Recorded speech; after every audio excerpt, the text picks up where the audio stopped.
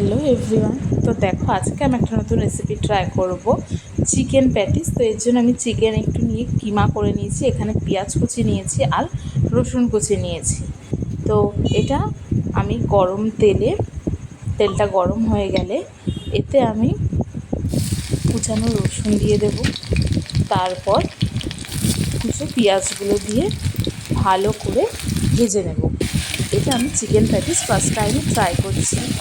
তো দেখো একটু ভাজা ভাজা হয়ে গেলে এটা, তো এবার আমি এতে কিমা করে রাখা চিকেনগুলো দিয়ে দেবো।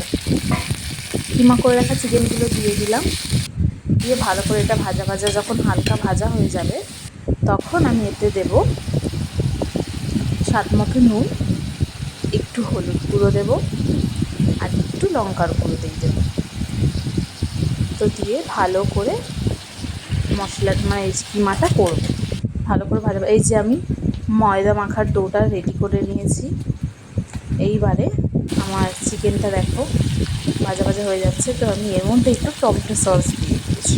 যেহেতু ফার্স্ট টাইমই করছি নিজের মতন করে, তো এই দেখো আমার হয়ে গেল চিকেনের কিমাটা, পুরটা রেডি হয়ে গেল। এবার আমি তেল গরম করে কড়াইয়ে তেলটা বসিয়ে রেখে এবার আমি এটা লুচির মতন করে বেলে, আমাদের ফার্স্টে একটু একটু দিয়ে ট্রাই করছিলাম যেহেতু কোনো দিনও করিনি, আর দোকানের মতন আমি মুড়তে পারছিলাম না। তো দেখো তোমরা দোকানের মতন আমি ঠিক মুড়তে পারছি না, তো লাস্টে না এটা পাটিসাপটার আকারে হয়ে গেছে, কিন্তু ঠিক আছে খুলে যায়নি, অন্তত পাটিসাপটার আকারে হয়ে গেছিলো।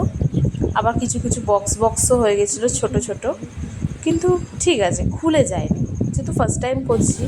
তো এবার গরম তেলে আমি এটা দিয়ে দিলাম একটা একটা করে, একদম সিম করে, একদম আঁচটা কমিয়ে গ্যাসে লো ফ্লেমে তেলটা গরম করে আমি এগুলো দিয়ে দেবো।